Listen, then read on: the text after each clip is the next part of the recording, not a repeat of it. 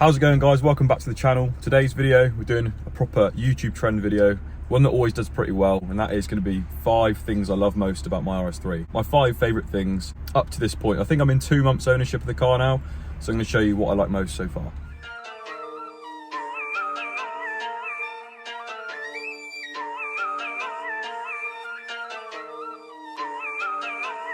Bmbeatz on the track.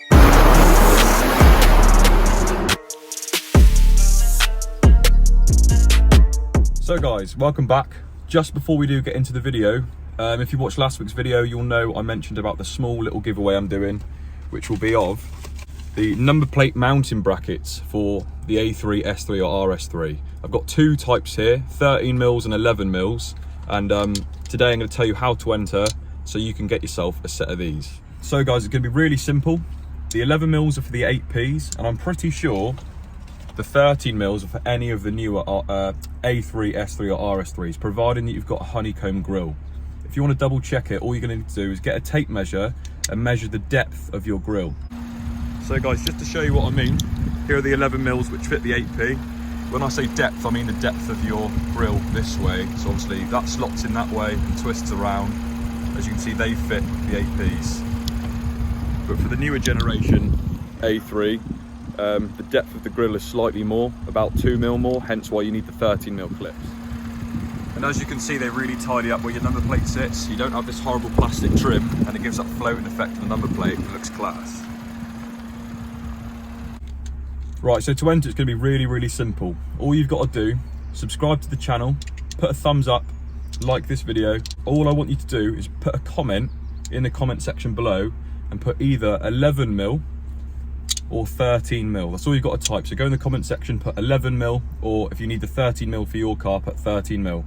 To be on the safe side, get a tape measure, measure the depth of your grille like I've shown you there. Obviously, if you've got an 8P, you're going to want the 11mm. But if you have a newer S3, just double check that it is 13mm and comment 13mm. What I'll then do is get 2 lists. I'll have a list of people who commented 11mm and a list of people who put 13mm. I'll number them 1 to however many people enter, go on a number generator in the next video and reveal who won. Obviously there'll be 2 winners, 1 for each set. It's highly likely that hardly anyone will enter for 13mm because I doubt people with newer A3s will watch someone with an 8P, or a lot less anyway. I'm more likely to get people entering who've got the 11mm or need the 11mm compared to someone with a newer A3. I'll be giving them away regardless, so even if 2 people enter, you've got a higher chance of winning. So good luck to you all. I've got a small fan base anyway, so your chances of winning are very high. Such a simple little modification, but it makes a massive difference. Right, without further ado, let's get into the actual video.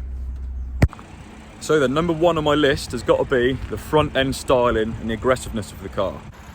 The RS3 8P has got the biggest monster arches at the front, which really set off the car. It gives it so much road presence. This model in particular has got the black pack, all the black grills, black emblems. This one's also got the Quattro badge, which clearly the previous owners put on themselves. It looks absolutely amazing. It really sets off the car, especially with the small number plates at the front as well. It makes it that bit more unique and stands out on the road. The headlight styling on the RS3 is also amazing. They've got these like chrome contour lines that are always present when the lights are off as well. I'll quickly show you what I mean. I turn all the lights off. You've still got those chrome accents inside the headlights which really stand out in the daytime. And that's another RS3 feature that makes you know it's an RS3. I definitely think it's fair to say that the rest of the RS3 8P is quite subtle looking, especially the back end.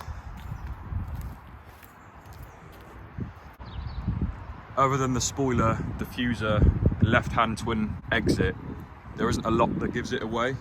But obviously, as you come along the front, you can already see the contour lines, wide arches, those headlights, and massive open-face grille. And the fact that it's not got fog lights either side indicates it's an RS3, just for straight air intake. So for me, the uniqueness is why the front end of the car is number 1 on my favourites. It stands out and has so much road presence on the road. And one thing I will add quickly is the shortened 4D hybrid number plates really set off the front of the car as well. Again, it makes it that bit more unique and gets it that little bit more of attention. Okay, so moving on to number 2 has definitely got to be the wing back bucket seats. So these seats are now such a rarity. They're a very high value seat, very sought after, and sell for such a lot of money. some people are really willing to spend a lot of money for these seats. And it's really clear to see why. They're proper, you could say old school seat now. They're in some of the original RS4s, the V8s, bit of a classic now, an Audi classic. They're so supportive, they properly hug you. The bolster is immense. It's actually quite hard to get in and out of these seats without exaggerating. Don't know if I can show you, but the bolster is really, really exaggerated. So when you're pinning it around those corners, you don't go anywhere. Not only that, they're genuinely really comfortable, which is quite a hard thing to get in a lot of bucket seats nowadays, especially track spec bucket seats. You kind of lose the comfort side of seats when you go full buckets, but these are really well padded, really well bolstered. They're also heated from standard, so you really can't complain. There's no wonder people want to spend so much money for these seats. But on top of that, they look absolutely brilliant. You've got the RS3 symbol there embossed. You've got this nice, I don't even know what to call that. Just cool styling of the seat in general, silver stitching, and they look so smart. They're really, really adjustable as well, which is quite rare in a traditional bucket seat. You can increase the height of the seat. You have your recliner option and obviously slide forward and back. A lot of people probably think that's just ordinary specs for a seat, but when it comes to hot hatches and some sports cars with bucket seats, you are very limited to your movement option in the seat and how far you can adjust them. So based on the fact that these are so rare now, especially to find from a stock car that were fitted from factory, that's got to be why it's number 2 on my list. So moving on to number 3, it's definitely got to be, this was a close contender to my favourite for number 1, to be honest with you. And that has definitely got to be the 2.5 litre inline 5 turbocharged petrol engine. The 5-cylinder is honestly my favourite engine. It's a shame to see that so many manufacturers don't make these anymore, because honestly they make such a great unique sound and they've got so much potential, strong engines, and obviously Audi makes such a good 2.5 litre engine. So other than just a great noise, the Audi engine here that you see in front of you is so capable and is so strong from factory. They can run a lot of high power without having to go fully forged, but once tuned they make some serious torque and power figures. Sometime in the near future I'm looking at getting a nice catback system, non-resonated system, and eventually go to the sports cat and big downpipe route, just so I can really unleash that 5-pot sound. For a lot of you may have seen my ST videos back in the day where I had my KMS Section 18 turbo back on my Mark II Focus ST, and that's where my love for 5-pots really came. So I definitely had to get another one.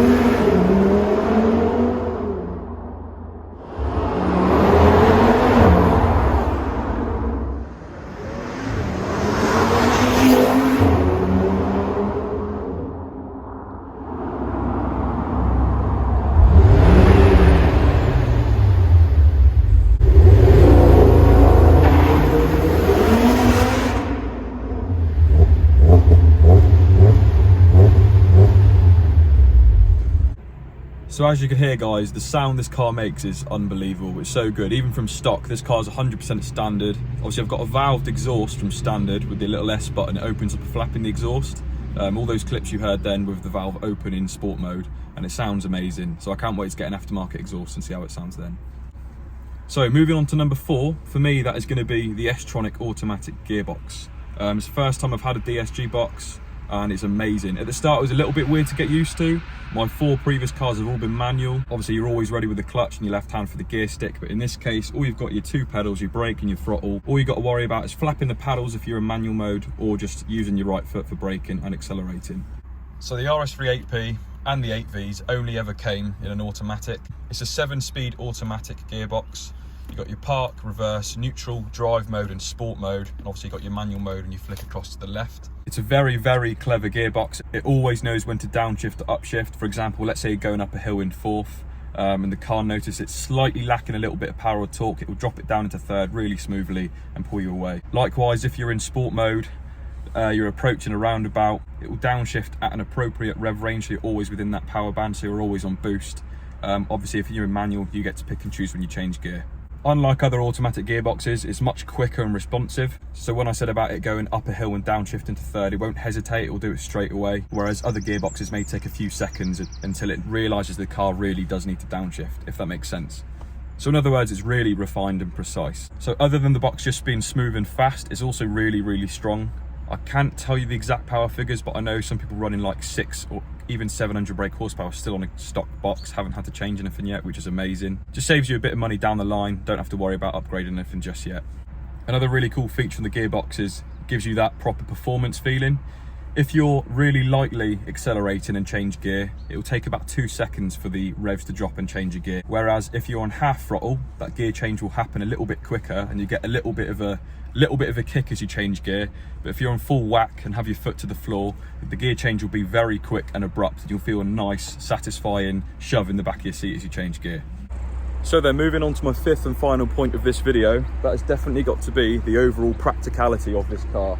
As much as it's a hyper hatch, an extremely powerful hatchback, it's got every single part of the practicality characteristics of a normal hatchback.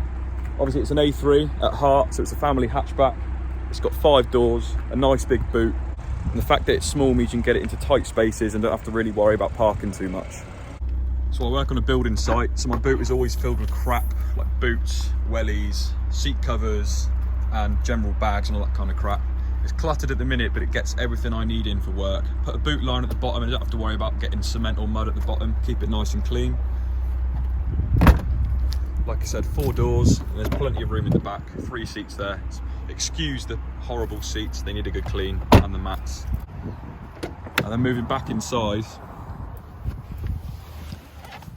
the fact that it's got an auto box is nice and practical. You can relax a little bit when we're driving, makes it nice and easy. Another great feature, you've got your sat nav. It's got dual climate control. It's got heated seats. And this model also has cruise control. So this car overall has got so many great practical interior features. So it basically just makes the overall experience and ownership of this car that bit better, having all these little gizmos and stuff, which is why these cars are so desirable. You've got so much performance in such a practical car. The only thing that isn't practical realistically is obviously your fuel economy. No 5-pot's going to be economical, but then that's the sacrifice you make for having the car that's a bit more rare on the roads. So then guys, I think I'm going to wrap the video up there. There are my 5 points that I like most about my RS3. Let me know if you agree, and don't forget about the giveaway, 11mm or 13mm. That's what you need to comment in the comment section below if you've got an A3 and want to win those mounting brackets for your number plates. Please give this video a thumbs up guys if you enjoyed, subscribe if you're new, and I'll see you next time. Peace.